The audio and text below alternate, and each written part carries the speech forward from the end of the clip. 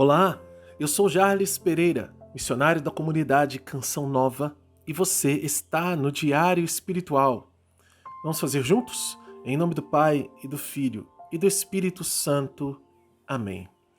Vinde, Espírito Santo, enchei os corações dos vossos fiéis e acendei neles o fogo do vosso amor. Enviai o vosso Espírito e tudo será criado, e renovareis a face da terra. Oremos. Ó Deus, que instruíste os corações dos vossos fiéis com a luz do Espírito Santo, fazei que apreciemos retamente todas as coisas, segundo o mesmo Espírito, e gozemos sempre da sua consolação. Por Cristo Senhor nosso. Amém. Carta aos Romanos, capítulo 8, versículos de 1 a 13. Portanto, não existe mais condenação para aqueles que estão em Cristo Jesus. A lei do Espírito da vida em Cristo Jesus te libertou da lei do pecado e da morte. De fato, coisa impossível à lei, porque enfraquecida pela carne, Deus enviou seu próprio Filho em carne semelhante à do pecado e em vista do pecado. Condenou o pecado na carne, a fim de que o preceito da lei se cumprisse em nós que não vivemos segundo a carne, mas segundo o Espírito. Com efeito, os que vivem segundo a carne desejam as coisas da carne, e os que vivem segundo o Espírito, as coisas que são do Espírito. De fato, o desejo da carne é a morte, ao passo que o desejo do Espírito é a vida e a paz. Uma vez que o desejo da carne é inimigo de Deus, pois ele não se submete à lei de Deus e nem o pode, pois os que estão na carne não podem agradar a Deus. Vós não estáis na carne, mas no Espírito, se é verdade que o Espírito de Deus habita em vós, pois quem não tem o Espírito de Cristo não pertence a ele. Se, porém, Cristo está em vós, o corpo está morto pelo pecado, mas o Espírito é a vida pela justiça. E se o Espírito daquele que ressuscitou Jesus dentre os mortos habita em vós, aquele que ressuscitou Cristo Jesus dentre os mortos dará vida também a vossos corpos mortais, mediante o seu Espírito que habita em vós. Portanto, irmãos, somos devedores não à carne, para vivermos segundo a carne.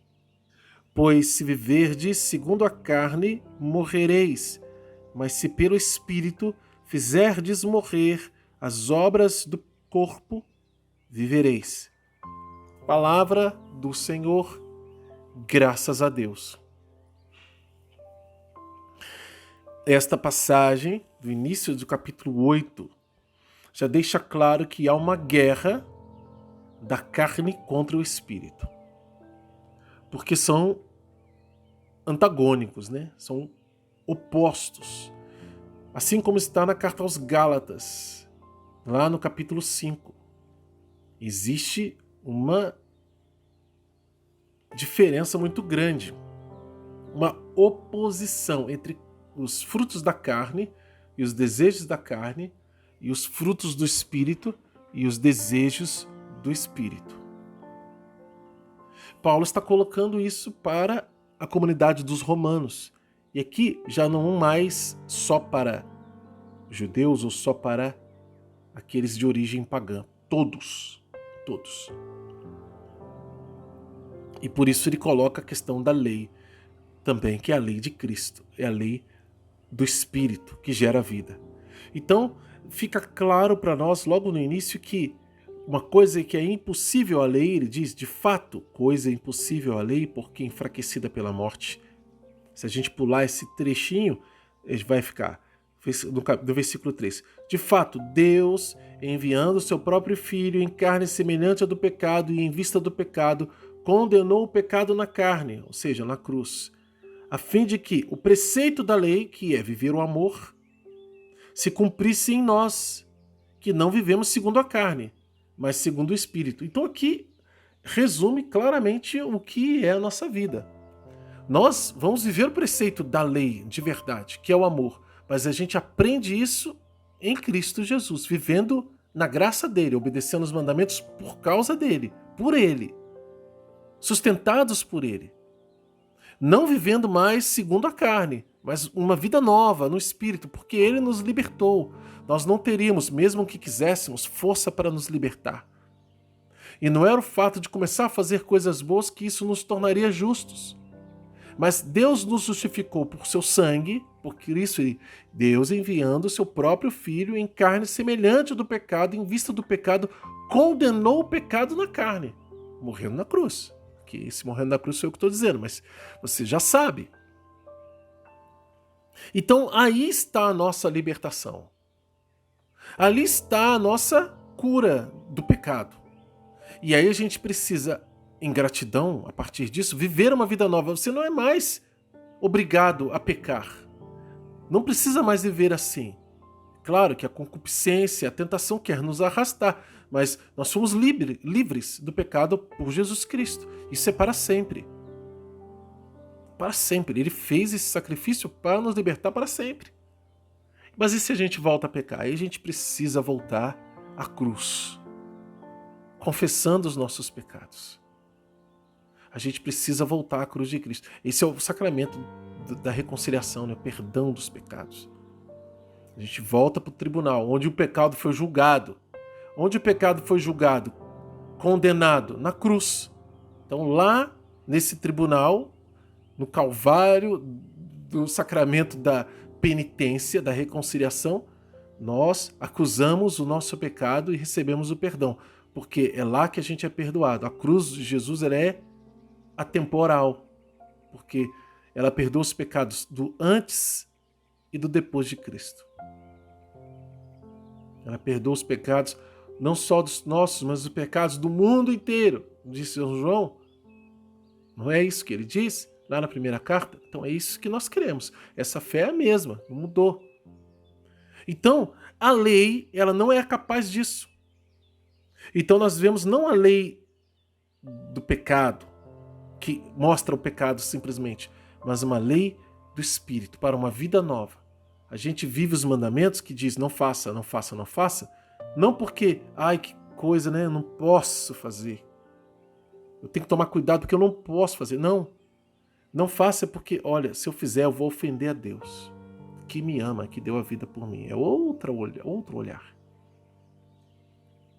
E ele vai dizer aqui que esse preceito se cumpre em nós, que não vivemos na carne, mas no Espírito. Esse preceito é esse mandamento de Jesus: amai-vos uns aos outros como eu vos amei. De maneira principal, né? Que São João mesmo também traz isso. O preceito do amor. De todas as coisas serem feitas por amor a Deus, em gratidão a Deus, e não por medo da condenação, mas porque Ele nos ama. E isso se cumpre em quem? Em quem vive pelo Espírito. E aí ele vai falar, olha, tem uma briga aí. Essa luta que a gente viu no final do capítulo 7, que a gente faz o que não quer. Por quê? Porque o pecado age em nós, porque a gente ainda está com essa marca e lutando contra a tentação. Paulo vai deixar mais claro ainda aqui. Por quê?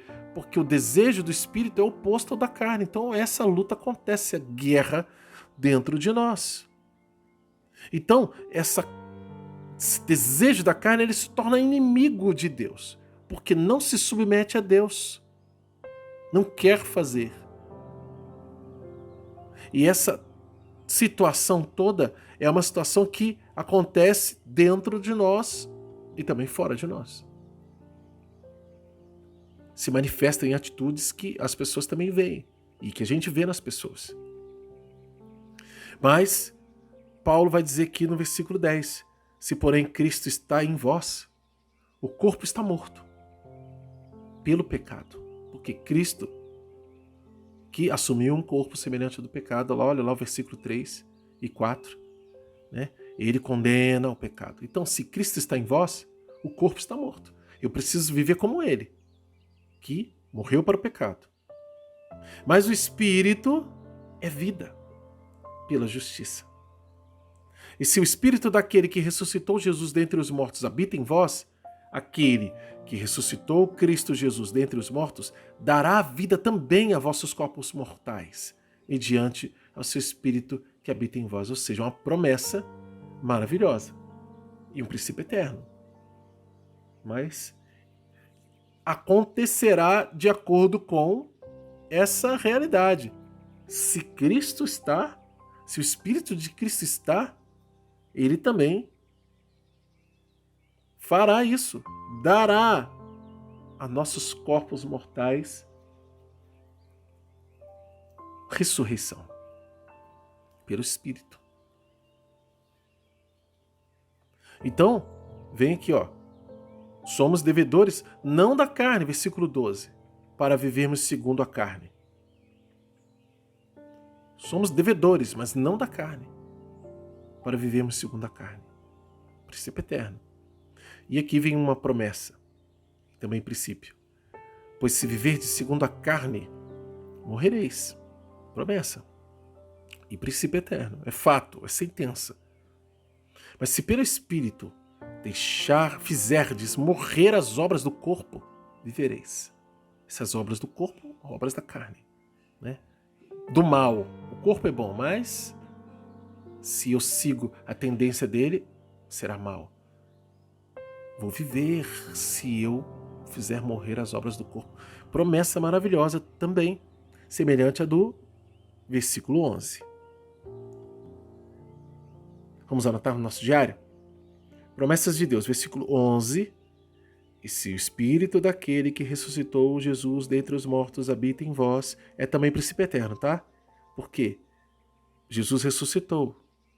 E foi o Espírito de Deus que ressuscitou Jesus dentre os mortos, né? Aquele que ressuscitou Jesus dentre os mortos, aí vem a promessa propriamente dita, dará vida também aos vossos corpos mortais, mediante ao seu Espírito que habita em vós. Então aqui uma verdade incontestável.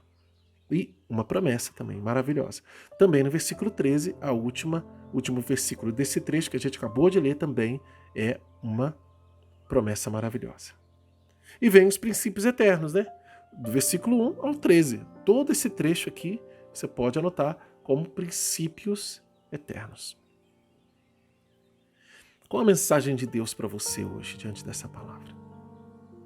Como colocá-la em prática na sua vida? Deixa aqui nos comentários o que você tem experimentado. Você experimenta essa luta? Você já tinha percebido o quanto é antagônico e é importante a gente perceber que o desejo da carne é oposto ao do espírito. Você já percebeu que determinadas tentações, quando a gente está prestes a ceder, e quem é pecador e já caiu outras vezes, né, experimenta isso, há uma luta, como que uma reação da nossa alma, do nosso espírito dentro de nós, é sensível, e que algo diz, não, perigo. A consciência agindo, dizendo, não faça, não. Mostrando o perigo que é, o risco que estamos correndo. Coloca aqui nos comentários, já experimentou isso? Anota também qual a mensagem de Deus para você e como colocar isso em prática na sua vida. Convido você que é novo aqui no canal a se inscrever, acionar o sino da notificação e deixar o seu like, porque o seu like evangeliza, né? Vamos juntos, com a graça de Deus, fazer a Bíblia toda com o método A Bíblia no meu dia a dia de Monsenhor Jonas Abib? Pois então, estou esperando por você. Vamos juntos fazer. É só você entrar aqui na descrição desse vídeo que você vai encontrar o passo a passo de como fazer conosco, tá bom? Que Deus abençoe você. Ó Maria concebida sem pecado, rogai por nós que recorremos a vós.